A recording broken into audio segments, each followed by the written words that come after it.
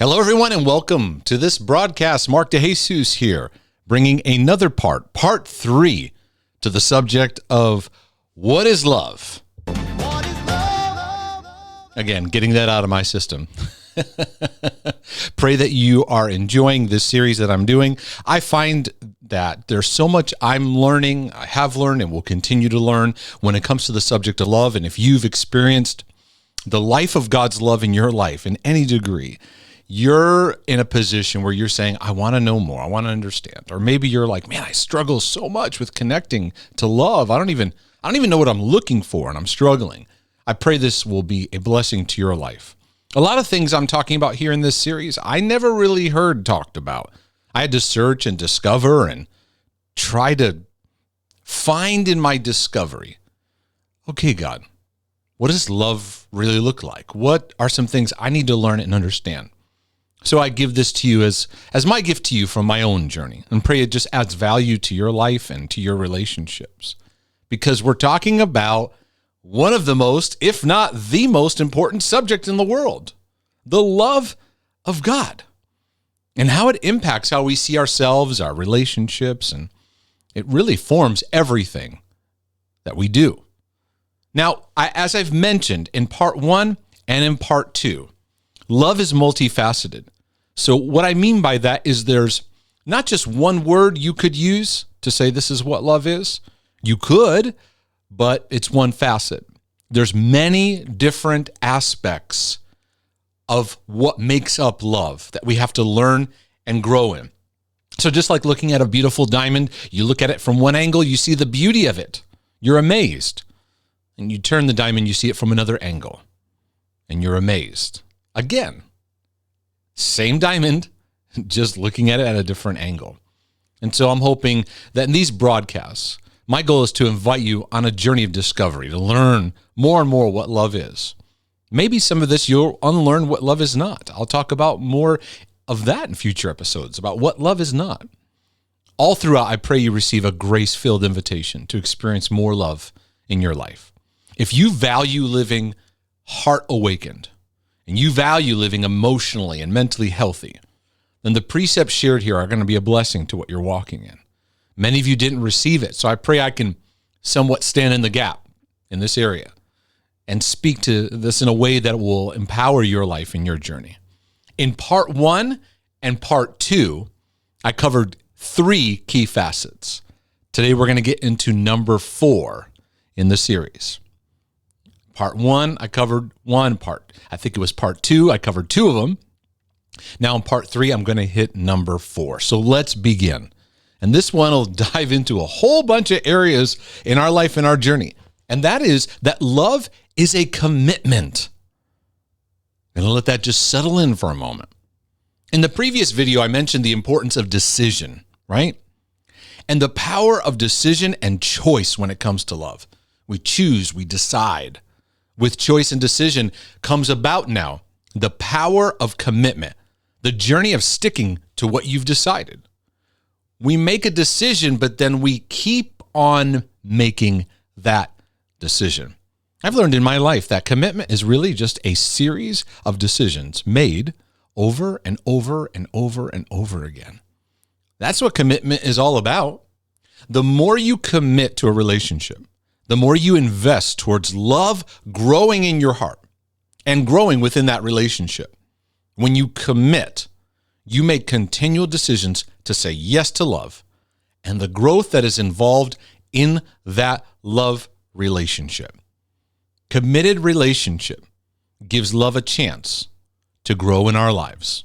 It's the greatest place where love will grow, mature us, challenge us, upgrade us.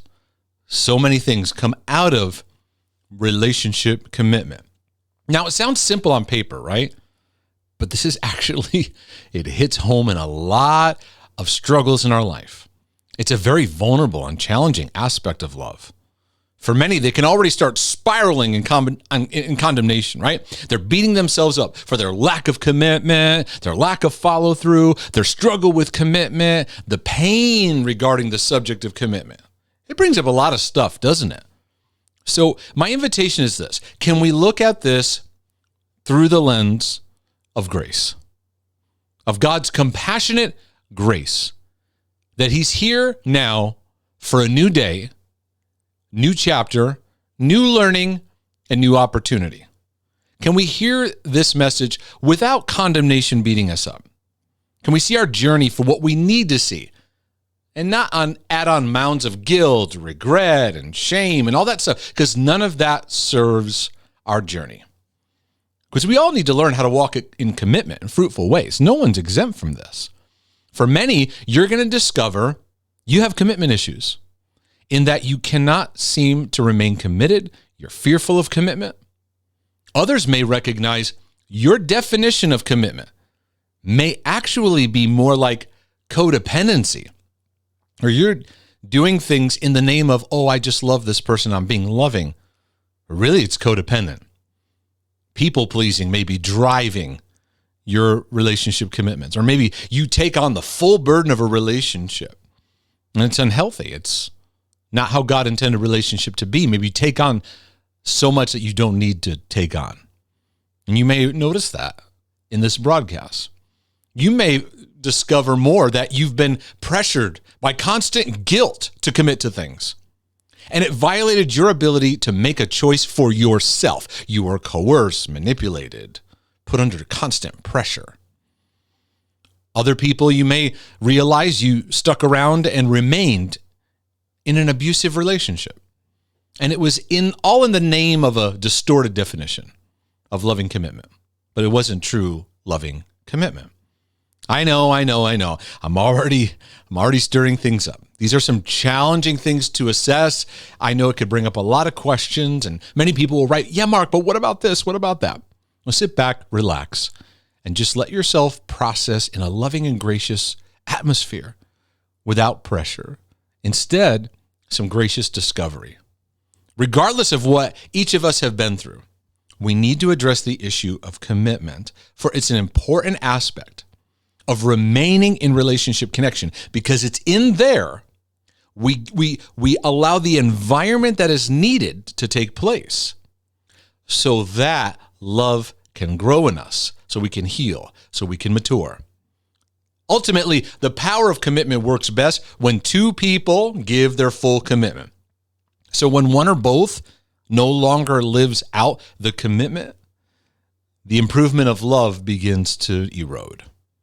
Now, up front, I'll just acknowledge with all of us, commitment can be a really scary subject.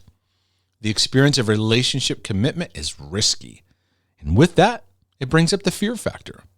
Just me saying the phrase, you need to commit, can strike fear into many hearts, right? They've committed in the past and experienced the emotional burn marks that took place when a relationship went sour. Someone they trusted in showed themselves to be unfaithful, lacking truth, and didn't steward the preciousness of the relationship. We all have in our history seasons of our life. We trusted someone. We put our hearts out there. We committed for the long haul and found our heart getting trampled over by betrayal, abuse, some kind of action that put the safety of the relationship in jeopardy. Now, these experiences, if they're not processed and worked through and being connected to healing, they can leave us with a strong hesitation to ever take a step of commitment again. Now, if you take all of this and put us all together with all our broken relationship issues, and you'll find us living in a non-committal or extremely hesitant to commit culture. Am I right? It already kind of explains why the subject of commitment can be uncomfortable. It permeates everything. The struggle to committing to a friendship, committing to a job, a church, a group, or just committing to a cell phone contract can be overwhelming or intimidating. I remember when I was buying my first home, the idea of committing to a mortgage felt so huge and overwhelming. And for many, this can really show up in the covenant of marriage. It seems as each generation passes, there seems to be more commitment struggles that follow in dating, engagement, and even marital commitment issues. We live in a world that keeps finding itself lowering the standard of commitment, quite often because commitment honestly scares people. We live in a day and age where quite often people bail out of commitments more and more. And there are reasons for this commitment problem. And that's why I'm not here to condemn you, guilt you, or shame you. Because there are reasons that influence. And it's not just because you're a bad Christian or you took a class on how to not commit in life. You want to know the basic reason commitment's a struggle? It's because your heart's broken. There's somewhere in your life and somewhere in our lives where love has been compromised. Love has not been available in its fullness. And so therefore, fear has invaded the space where loving trust and commitment needs to be put into practice. So instead of being trusting and willing to commit, there's a lot of hesitancy because of the brokenness in our hearts, the years of painful hurt. It can drive us into deep patterns of self-protection and avoidance. We don't want to feel that hurt or that pain ever again. These commitment issues reveal our broken heart and places where we've not been equipped in the maturity of loving commitment. And I'll be honest, our commitment struggles also reveal our emotional struggles of bonding. Now, this one area here could be a whole teaching series in itself, because when we're children, young children, we develop attachments with our mother and with our father. And then from there, our patterns of attachment develop with brothers, sisters, siblings, then friends, and it moves from there. Now, if you grew up with healthy attachments being formed, if you're able to develop strong emotional connections, bonds to your parents and loved ones, studies have shown, this has been seen over and over again, studies have shown that in life, you're going to be more equipped and more empowered to handle healthy attachments and relationships. Deep friendships, deep romantic relationship that leads to marriage, you're going to be better equipped for that. And so a lot of it goes back to, are you comfortable with intimacy? Are you comfortable with bonding? And that has a great deal to do with how you were raised. I know, I'm always getting into our upbringing, right? It's just part of the healing process. You see, when we get married and enter the domain of covenant commitment, so many couples nod their heads when they say, wow, yeah, this really does happen. It brings out our brokenness, especially the wounds from our upbringing and relationship history. We may have a season of infatuation and even what is often called the honeymoon phase. And we might have these seasons where everything just seems to be just flowing. But when covenant is made, God goes, all right, it's time to grow, you guys.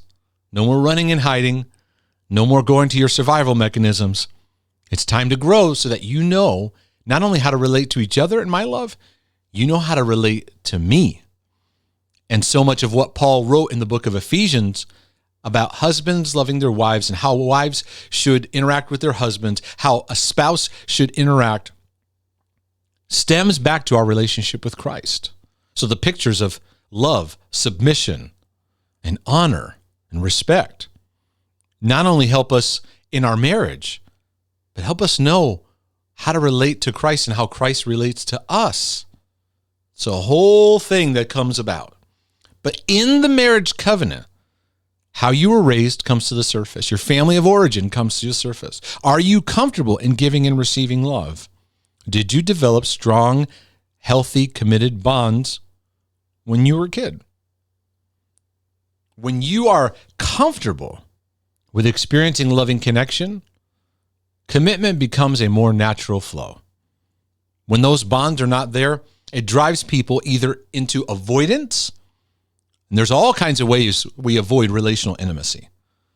We can interact with people, be around people, we can still avoid intimacy. So when those bonds are not developed, we can find all kinds of fancy ways to avoid relational intimacy. Or we can develop intense neediness in the relationship. It can move into codependency and all kinds of patterns that scream that we need healing. The underlying issues that arise when the subject of commitment comes up, it reveals the deeper pain that our hearts carry. So wherever there is relationship brokenness of any kind in our lives, we have to know rejection and fear seek to take over. Now, I talk about the whole subject of a rejection mindset in my book. So you can get that. It's called Exposing the Rejection Mindset. That's a whole series of teachings. It's a book you can get and understand. So my goal is not to get into that. I have a whole book and series of books and stuff on the subject of fear. But a rejection mindset is going to drive you into self-survival mode, a way you protect yourself so you avoid any kind of pain similar to what you experienced before or what you were brought up with. You develop an internal lookout for that particular wound. No one's going to do that to me. No one's going to abandon me again. No one's going to hurt me like that. No one's going to neglect me. No one's going to not listen to me. No one's going to treat me this way. And then the fear joins in to make sure that you remain in that super guarded, even hyper vigilant posture. In that self-protection, you come under the myth that, oh, I think I'm safe in this controlled environment. But in the long term, you may be imprisoning yourself behind those walls. Because now that you're walled up, what you want, loving relationship, is not really given any room to enter it in. You've blocked it off. And see, the truth is we often struggle with commitment because we want to control. We want to be in full control of our sense of safety and our sense of certainty. And that's our brokenness screaming out. Relationships bring out a lot of uncertainty. Those of you that are married, those of you that have children, you know the uncertainty that life brings. And there's a lot of risk involved when we commit ourselves to growing in love. In our drive for self-protection, we want to know the whole map. We want the whole course laid out for us. And the thing I notice in generations is as more generations arise, there's a greater level of self-protection. I want to make sure everything's lined up. I'm not going to get married until all my finances are perfectly lined up. I got to make sure I am marrying the perfect person. I got to make sure that everything is just right. It's our rejection and fear.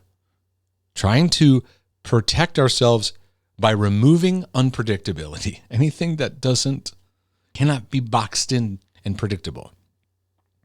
Now, you may end up with a business transaction, but you're not going to get an authentic love relationship.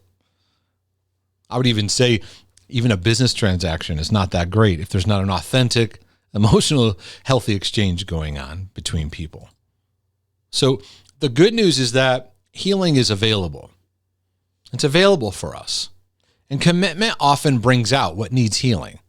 So if you struggle with the subject of commitment, it's understandable. Healing is available. Let what bubbles to the surface lead you into healing and maturing, not more solidification of your walls. And I'll be very honest. There was a day I had to realize commitment was bringing out some of my deepest fears. Fears of truly connecting, being known, being seen. Fear of rejection, fear of intimacy, fear of being vulnerable, fear of something going wrong, fear of something in the future not feeling right or going right or whatever.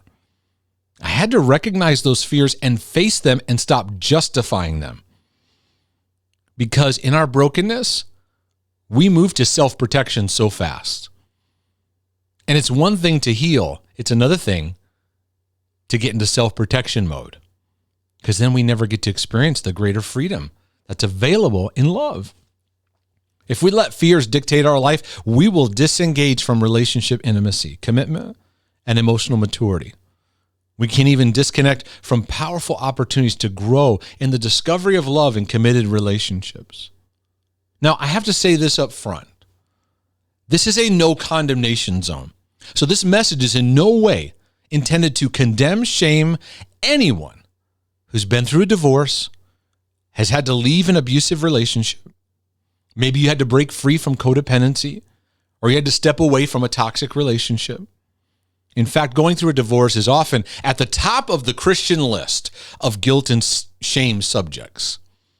It feels like they carry this mark on their lives that everyone sees with shame, leaving them condemned and in a lot of emotional conflict. There's no condemnation, no judgmentalism here. No one grows under that. I'm only here to speak love, but life. So love with life, right? Because today's a new day and a new opportunity for healing. So marriage, and many have been through a lot of marital pain. It's a God-given area of covenant. And folks, there's such a battle over marriage, isn't there? It reveals the unhealed wounds of our life that need attention. I've witnessed many who've had to make that tough decision to break a marriage. Boy, it's hard. It's a tough battle. And believers, who are we to beat up people who've had to go through the tremendous pain of a breakdown of a marriage? I think we need to graciously and compassionately move towards each other in these battles, because when you go through some kind of separation or divorce, you need loving connection more than any other time in your life. Our divorce rates are revealing to us we've been ill-equipped to deal with our relationship brokenness. And it's a real heartache too, because when you go through a divorce where you've put so much in and maybe the other person has just let the hard-heartedness sink in, and it's incredibly painful. My heart aches because we need heart healing like never before. Our families and the way our families are going and what's happening in the home are evidence. Healing is so desperately needed. So the question is, will we see the signals in the body of Christ that, hey, we got to start healing some more. We got to start focusing in, or are we going to still kind of continue to mosey around in status quo patterns?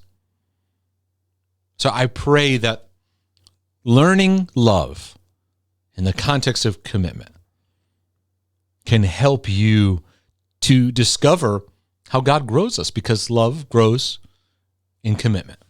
Love involves commitment. Without commitment, love doesn't have the chance to plant, grow, to germinate and mature. You can't learn to love and be loved without taking a risk and committing to the process. It takes a risky step of faith, of trust, opening your heart up and allowing yourself to become vulnerable in ways that will stretch you. In the context of commitment, you have an opportunity to heal, grow, learn, renew, unlearn, learn again, grow, make mistakes, learn from the mistakes, and keep growing. So here's where I'd like to begin with you. As we just allow the love of God to work in your heart, let's look at commitment, and let me ask you the question: what influenced your commitment struggles? And whatever things come up in this talk, what comes to the surface?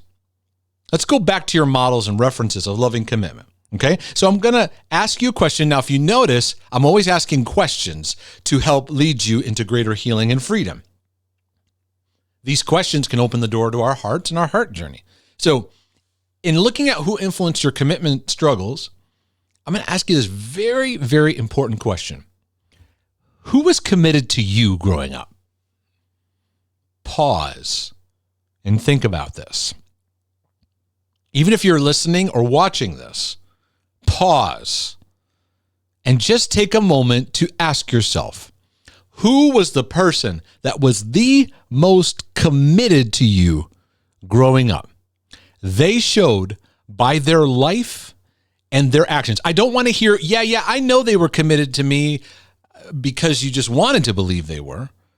I'm asking you, who modeled the greatest commitment to you growing up?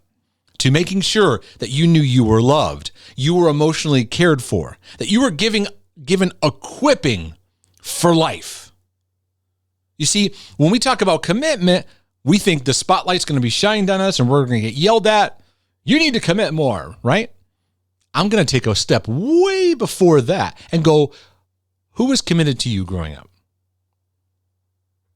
Furthermore, I'm going to give a follow-up question to this. How was commitment modeled to you? Talk to me about your home, your community, your church. How was commitment modeled and exemplified around you? Starting with your parents, were they two people who committed themselves to working through their issues together? Did mom and dad both go, you know what, we're going to work on our stuff, grow together, and work on our marriage. We're going to work on things. We're going to learn how to love each other more. And as each year goes by, their love increases and matures for each other. Did they model a life you wanted to emulate in many ways? Or did they have a marriage example that you wanted to run away from as quickly as possible? Did it leave you ill-equipped to commit in life? I remember in my younger adult years working in a pastoral position and watching all behind the scenes so many marriages and the battles that they had. And it was a bit overwhelming to me at times because the marriages I thought were great, as I was shepherding and pastoring and rolling up my sleeves, was like, wow. Now, I don't say this in condemnation.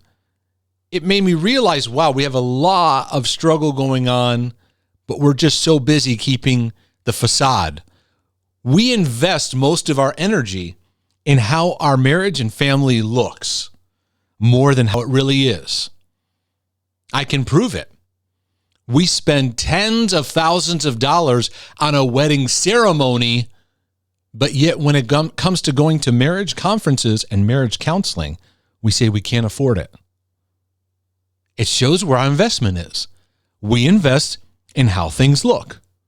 How things look does not define our commitment levels. And many marriages, and let's be honest, many organizations, many churches, they're committed to each other to making sure things look good. But to be truly committed in what love does, to grow us, to change us, to heal us, to sanctify us, to mature our hearts. And in fact, seeing marriages, it fed my own personal phobia of marriage. One of my greatest fears was being in a marriage that would not go well or that I was miserable in or whatever. It was just this blanketed fear. And I'm not blaming it on this factor, but it did have an influence on me, a couple after couple after couple. I can't say there were fabulous models of marriage growing up. I don't know. There were some. But so much brokenness. So this isn't about me. I'm asking you.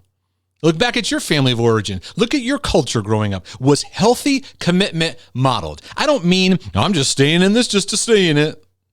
I'm talking about in it to win it and growth and maturity. Sadly, many of us see the breakdown of brokenness and sin and bondage, abandonment, massive neglect on epic scales. Abuse ran across so many homes. Not to mention the subtleties of performance-driven homes, unemotional homes, lacking affection, coldness, parents lost in their daily torment, lost in thinking, well, we got to put a roof over our kids' heads, and that's it. And they didn't invest any deeper. It's been my observation a large percentage of Christian homes, meaning families that are a part of a church, are often living more in a roommate syndrome rather than a thriving marriage. They may have called it commitment, but it's roommate. Love was not being grown further and deeper. Stagnancy was ever present. And I believe Jesus really hit at this in the book of Revelation when he was shaking up those 7 churches to wake up because many of them had fallen into a roommate syndrome with how they related to Christ. And our relationship with Christ is reflected in how we do marriage, and how we do marriage helps us learn how to relate to Christ. They feed into each other. And I believe Jesus was breaking the roommate syndrome to say, we got to wake up. There's more available. I want more, and you're capable of more. So it's a good question to ask. How was commitment modeled to you? What's your model on what it looks like? Remaining faithful to something, but working and growing through it. Many people say, well, I committed to this for 20 years. You know, was it a growing experience, or were you just afraid to make a change and there was actually a change that was needed, but you just committed more because you were afraid to make a change. I'm talking about just in general, not just marriages and things like that. So what was our model? What was shown to us? Now, what about leaders, mentors, coaches, and teachers? Who were the people that committed themselves to adding value to your life and encouragement to your journey? That when you were around them, they knew you and they saw you and they believed in you. They saw greatness in you. They spoke into it. They invested into it.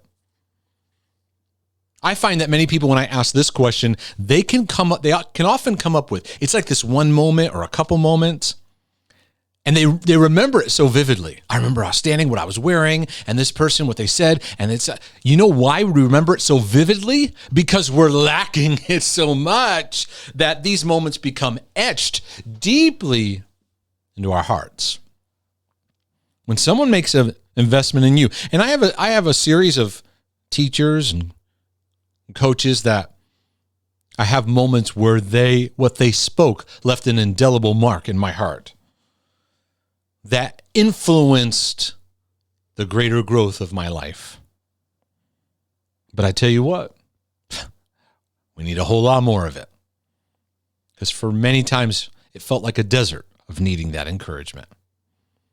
And so I'm not trying to create a long list of all the reasons why commitment's a struggle.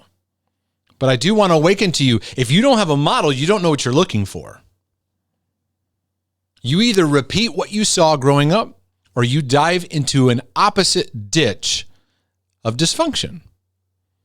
And for many of us, you feel like you're going out into life and your map was blank. So you don't know where you're going or what you're looking for. Now I'm going to go even deeper. So if you made it this far, welcome. Welcome. Let's talk about commitment and church life. Oh boy, here goes Mark. Here we go. It's all right. Now, I'm going to share with you something I experienced growing up. I remember growing up in the church that I was in. They had a problem at this particular church, and other churches may have had this too. I'm just going to share with you my experience. This church had what I would call a youth pastor revolving door syndrome. A youth pastor would get hired and very soon move on. I noticed that there were a number of people that came into youth ministry, and they were kind of more what I would call a professional minister, meaning that this is their vocation, they're building a portfolio, and youth ministry is a stepping stone to what they, quote, really want to do. But I also found it left some tough marks on the teens. Many kids look to their leaders, teachers, or pastors like father figures. Guess why? Because there's a father absence in their life, whether their father is in their life or not. There's that void they're feeling. They can bring about an older brother kind of connection, someone you could look to and learn from. But because the youth pastors kept coming and going, it created this emotional pain cycle in the teens where they would get deeply attached and then have to suddenly see a person they looked up to vanish, like literally just be gone. On top of this, not to get too much into church drama, although I have a lot of experience seeing it, churches, I'm going to give you just a little inside scoop, churches don't handle staff departures very well. When someone leaves, you're often secretly or even openly shunned. For various organizational reasons, they even discourage anyone in the church from having any ongoing interactions with this person, even though you've developed a relational history. So I watched as many in the church, they didn't have strong father relationships. So they looked to these youth leaders and they looked to these youth pastors as father figures. Meanwhile, I know these pastors didn't mean to, but their actions of committing and quickly changing their minds, it represented the abandonment these kids already had in their home life.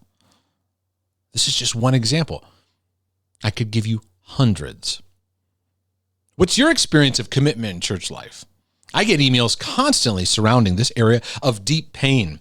I've consulted churches. I've rolled up my sleeves in some of the most difficult situations. I've watched the fallout that church pain brings about in people's lives. I can see in the eyes of people. I've looked into the eyes of those who've been in cult churches or cult-like churches or ministries. Or maybe it wasn't obvious, but behind the scenes, the pattern and structure was very cult-like and destructive. And for these people, you just mention the word commitment and a trauma recall rises up because they experience a bait and switch where the church paints an amazing picture to draw people in, and then once you're committed in, you only discover behind the scenes the operation is one highly organized, cult-like, dysfunctional world. And they instantly recall committing themselves to something that ended up chewing them up, eroding the life of their heart, and spitting them out, leaving them to fend for themselves and pick up the pieces that a dysfunctional organization allowed or directly caused. I would even propose to you this, because you know, those of you that listen to my resources, I'm very passionate about this subject. I propose to you that our modern day machine of performance-driven church living is using a lot of pressure tactics, a lot of guilt, a lot of shaming, and even emotional force to keep pounding away at using pressure to get people to serve.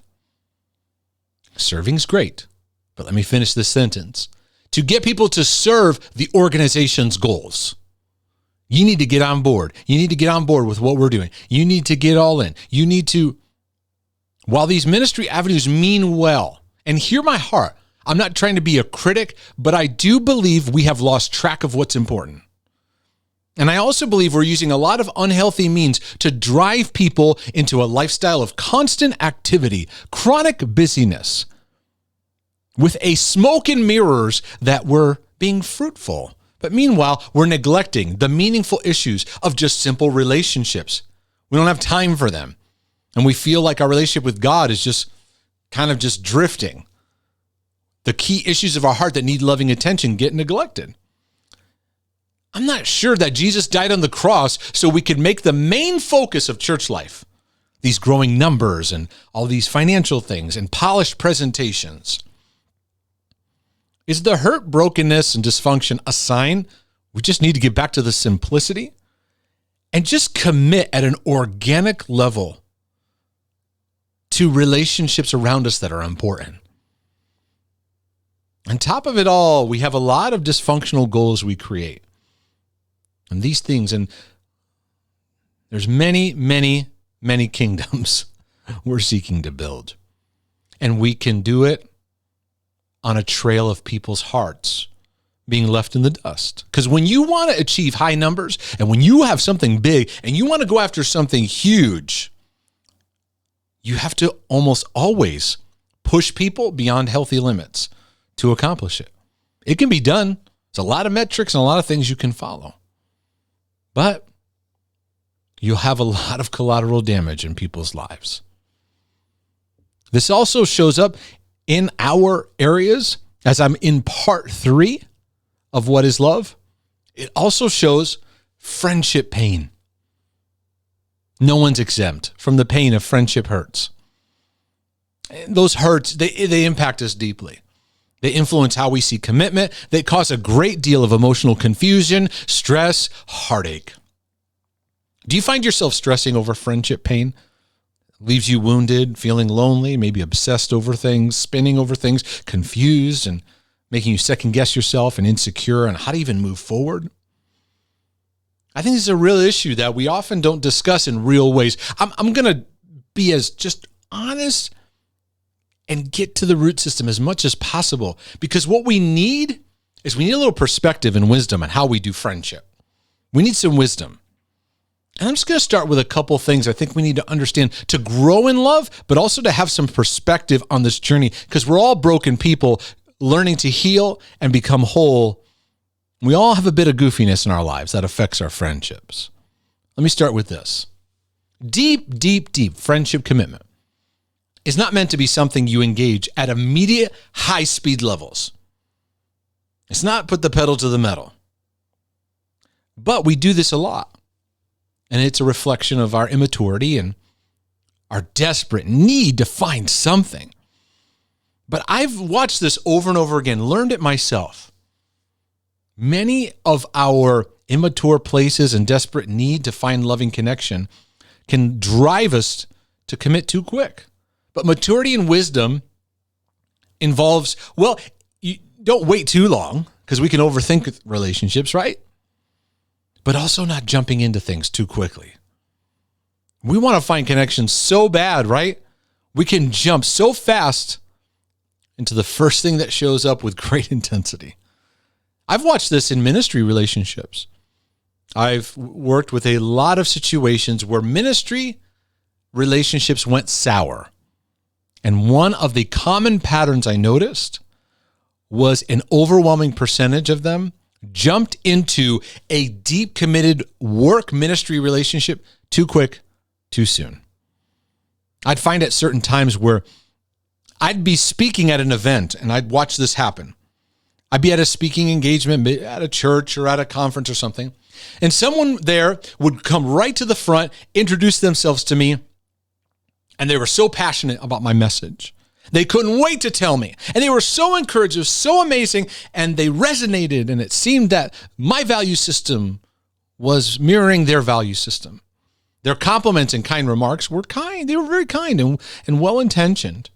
But in the very same interaction, they would also tell me they want to join my ministry, partner with me, come over to my house for dinner, intern with me, be trained by me, and minister with me. This all came in the first introduction.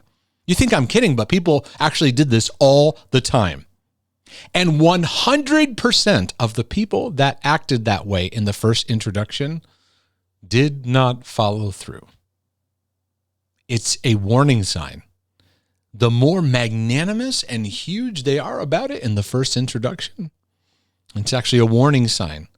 There's a huge lack of wisdom. Many times in my head, I would kind of sit back and say, man, you want to get married and have children, and I barely even know your name. Many relationships,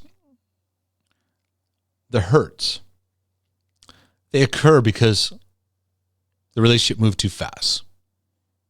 They didn't let time for the work of fruit to show itself, for a person's character to show itself. With great intensity, then comes about high expectation. You want an intense relationship with the same expectation of that intense relationship, but in a short amount of time. It takes time. You expect that person to live at those high standards, and you're holding them up to that standard, and then you get mad, and they're abusive, and they're this, and they're that. Take a step back for a minute. Can you honestly just look and go, you know what? I went too fast. Many marriages will say, you know what? We ran into this so fast. And we could have probably taken a step back and just did a little work on our lives. Maybe it didn't mean we weren't going to be together, but maybe we just need to do some work. Do some of the heart work in the beginning. I know when we look at the life of Jesus, sometimes people look at Jesus and go, well, he picked his disciples quickly. But we don't read about what led up to him deciding on those men. We don't always have all the context that led to before. We just have the, hey, drop your nets and follow me. We don't know what led up to that. Besides that, the Bible talks clearly about taking your time when selecting people of leadership and people that are overseers or people that are going to care for people's hearts. Fruit needs to be demonstrated. Character needs to be shown. A witness of the body needs to be developed. So in looking at your relationship history, did some of them just move too fast? And you cut people slack because, hey, whether they did this wrong or you did this wrong, sometimes we like to just completely make the other person the bad person. That's a sign of a lack of wisdom. Can we look at issues like, you know what? We probably moved too fast. Because you also have to realize, too, relationships have levels of intimacy. There are people that are in the stranger category. You have people that are acquaintances. You kind of know them. Somebody down the street, you've seen them. You don't even know their name, but you wave at them every time you drive by. Someone you know their name and that's about it. You know them on a casual level, but they're just an acquaintance. Maybe they're a social media friend, a Facebook friend, so to speak. But they're still just an acquaintance. You don't know much about them. Then there's those general friends, people you hang out with here and there. You have somewhat of a connection. Then there's that special gift. And these are small in number, maybe one, maybe two. The intimate, close, core friend. Some of them can be close friends for a season. Some of them can be close for a long time. Hopefully your spouse is in that inner core if you're married. And so it's important to know this because sometimes we place the standards of a close friend on an acquaintance. And you don't know and sometimes where you're going through helps you to see where the relationship is at because each level of relationship requires a different interaction. I read a funny quote online where it said, "It's good to hug your mother. It's not okay to hug your mailman." I was like, that's an interesting way of showing these different levels, right? But then I thought, wait a second. What if your mailman gives you an envelope with a check for $1 million? I think it's okay to hug your mailman. Moving from an acquaintance level to deep friendship level, that takes time. And many don't give the time to just let it happen. Let it grow. Can we all just admit that in our broken need to see something happen, we rush things? And we walk away saying that person's terrible. So I've had to learn there are certain areas of my heart that needed healing and to recognize sometimes my deep need for connection can override the reality that it takes time. People say, Mark, I'm so lonely. I'm so lonely. So the first sign of someone they connect with, they smother them. I remember even in my pastoral work, I would grimace inside in saying it because I wasn't sure if they would even want to hear it. But I'd say to them, you're trying too hard. You're trying too hard. They would just talk so much and they do so much and give so much. And it's like, just relax. Relax. Let relationship happen. We're going to grow in it. There's so much growth in relationship already. You don't have to put so much pressure. Let the organic work happen. Let seasoning happen. Now I'm going to say something else too that you might be surprised. Not every relationship is one that is meant to be kept for life. Many relationships are for a season. I'll let that statement just sit there for a moment. Many relationships are for a season. God ordained for a season. God often puts people in your life that carry a grace that you need to interact with. It's a grace around a certain area. It's a flow in their life that's a strength that you need. But this doesn't mean you're going to be friends for life. Because God will do that. When you're in need for something, to learn and grow in something, and you open up your heart, you humble yourself, God will often bring some kind of relationship, either mentor, teacher, someone who can speak into it, an author, or an actual person that you can interact with and develop a relationship with.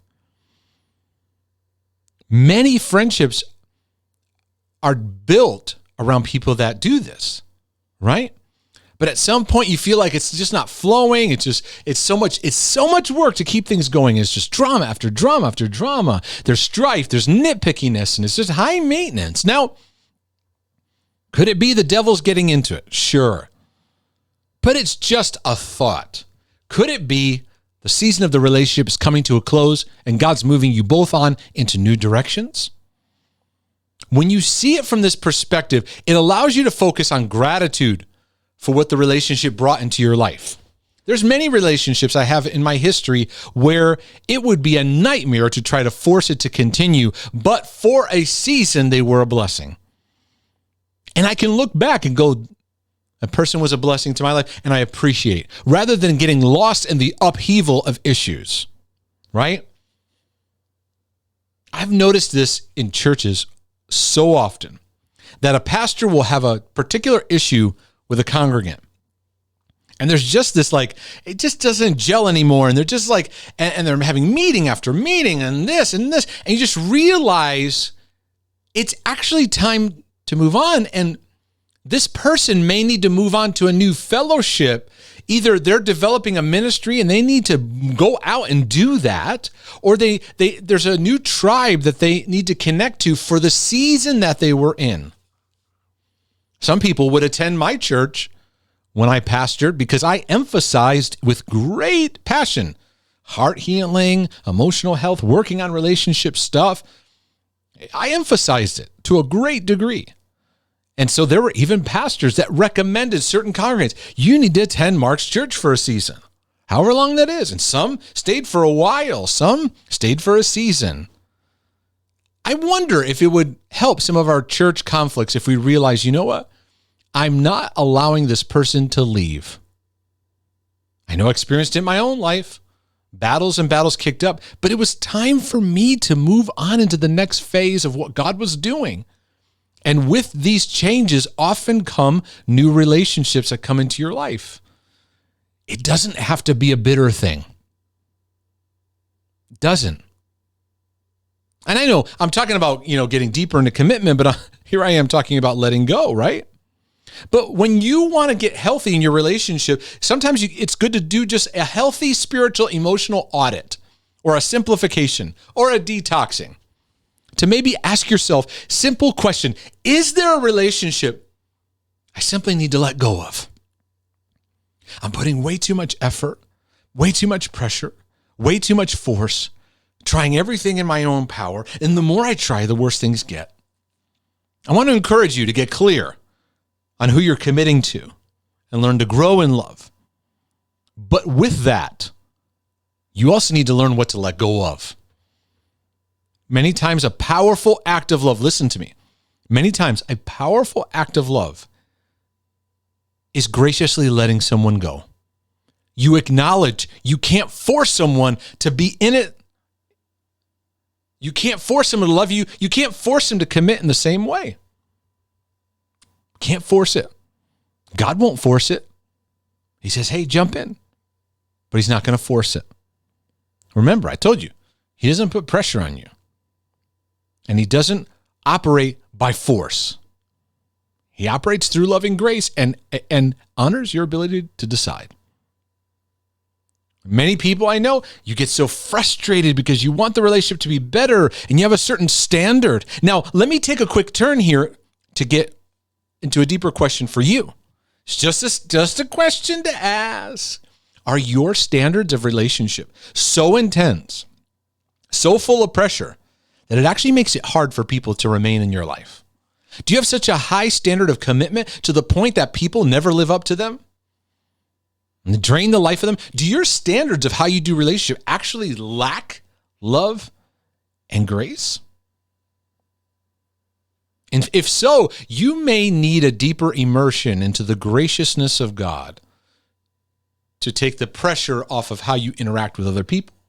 Because many of us, in our perfectionism standards and things, we put a lot of pressure on other people. And you got to commit, and you got to go and bless God because God wants commitment.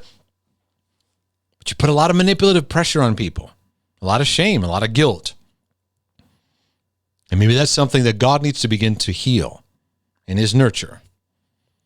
So where do we go from here? I know I've hit a lot of different places, a lot of different areas. Wherever you find yourself, let God's love empower you to see where he is enhancing your understanding of commitment. No condemnation, no shame. It's love and grace here. And you're going to have to give yourself space to heal. So if you recognize something that has created wounds and it's been recent events, you need some space to heal. You need some time and you need some margin to work through it. And it takes as long as it takes. I found in the healing process, it's not just like getting isolated and never getting back in the game. We have to give room for healing opportunities. You may have been deeply hurt, but you can't completely shut out the world in permanent self-protection. We have to give room for love to have its work. As I heal and pick up the pieces, I have to be willing to give love a chance. I don't have to rush it. I don't have to pressure it. I don't need to strive in it. I just need to be open. Closing your heart out will only make those places in your heart become more hard concrete anyways. So where you and I can start with the subject of commitment is, let's do this. Let's become more committed to our own healing and freedom journey. Have a conversation with yourself that encourages you to take your heart healing road and to be more committed to it. At a basic level, you want to learn what love is, so be committed to loving yourself with saying, you know what? I can't control what anyone does, but I can make a decision to heal and to grow in what love means. And I can grow. Many people don't remain committed to their own personal healing process. They may not even want to bother committing to it, or they get very easily discouraged. Many out there are so discouraged in your journey because you got a timeline. You should have been healed 10 years ago. You should be better. You should be this. You should be that. All this condemnation. It leads us to bail out. We quit because we don't realize things get tough. The healing journey's tough. And many times when things get tough, we hit a lid. And it seems so hard to break through. That lid often represents a new level of growing in what love means. You're going where no man or woman has gone before in your generations. But we often pull back and go to our old familial patterns. The next level of learning is often scary. Our journey of love leads us to a place of commitment, and it's not always going to be knowing the full outcome.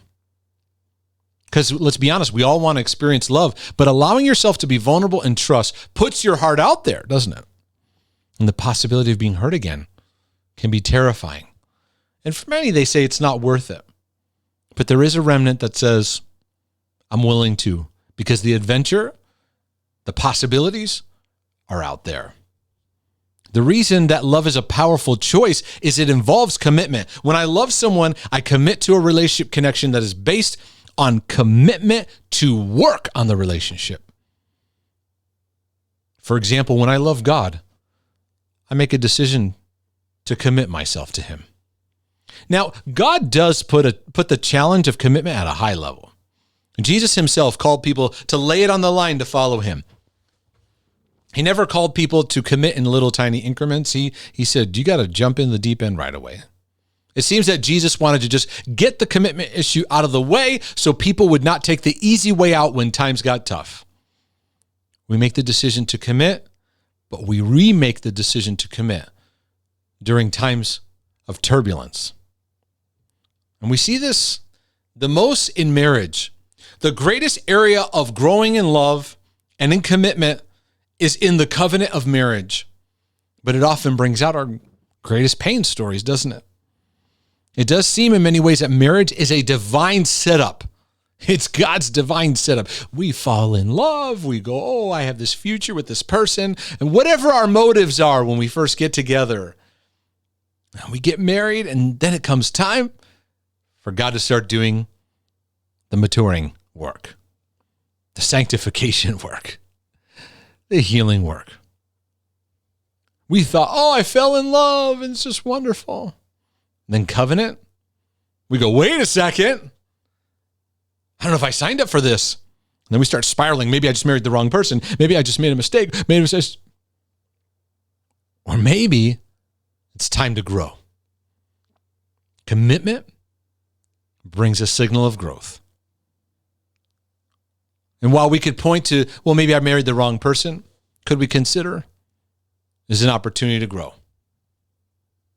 God uses marriage as a way for us to understand and mature our love relationship with him. And many of you that are married, you're going to face a lot of battles.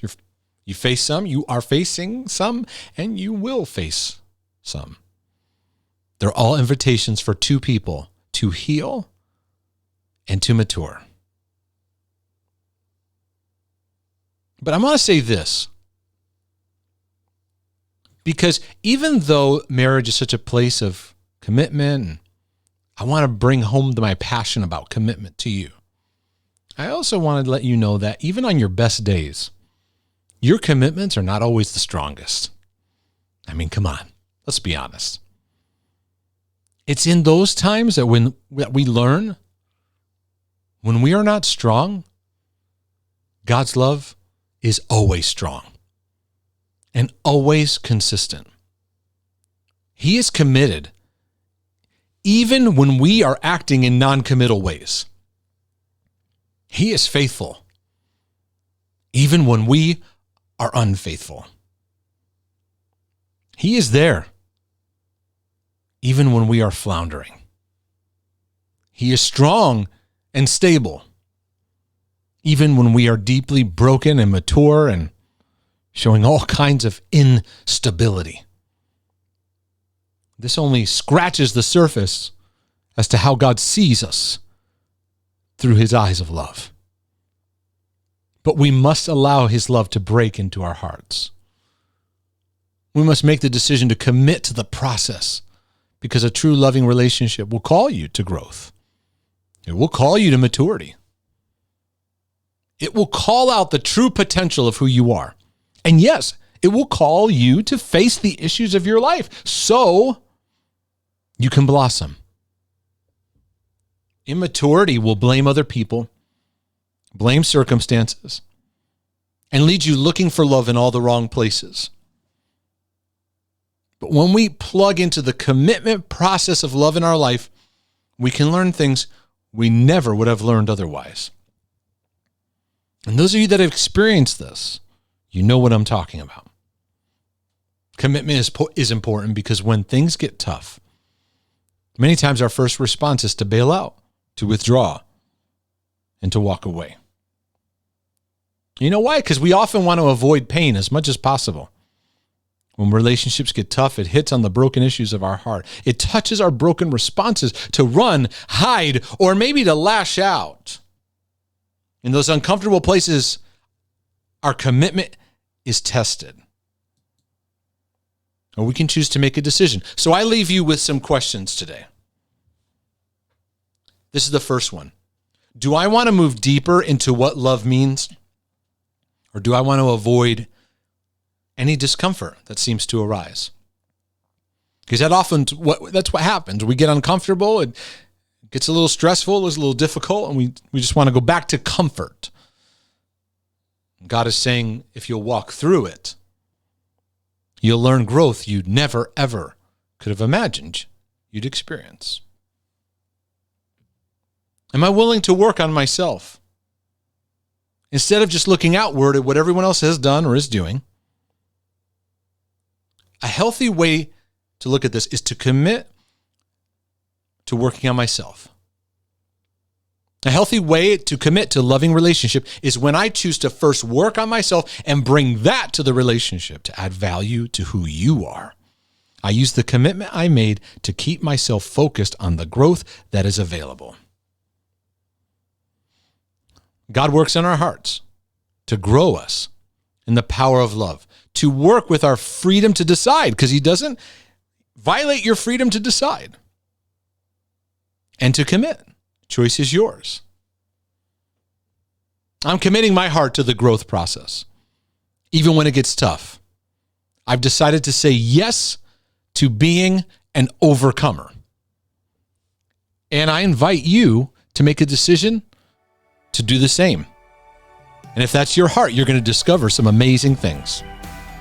I look forward to sharing more about this in the next broadcast on What is Love. May this broadcast add healing, freedom, grace, and love to your life and your journey. We'll see you next time.